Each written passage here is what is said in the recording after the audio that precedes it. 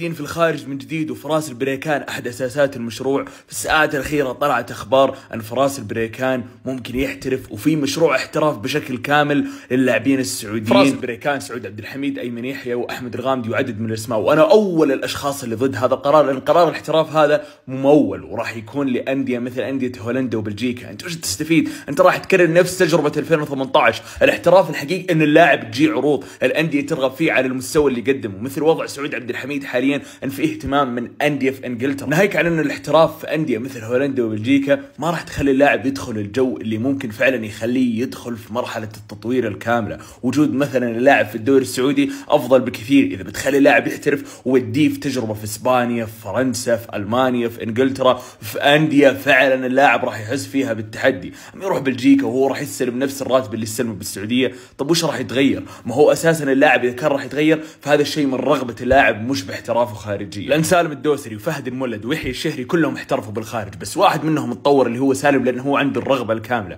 بينما يحيى وفهد ما وصلوا الكثير. شخصيا ضد هذا القرار. ان كان في احتراف المفروض يكون عن طريق ان في رغبه اساسا تجاه اللاعبين، مش اللاعبين يفرضون على الانديه. وثانيا اذا كنت بتمشي على نظام فرض اللاعبين على الانديه، المفترض طالما ان هدف كاس العالم 2034 فابدا من اللاعبين اللي اعمارهم من 16 ل 19. هذه وجهه نظر شخصيه. اعطوني رايكم بالتعليقات وصلوا على النبي.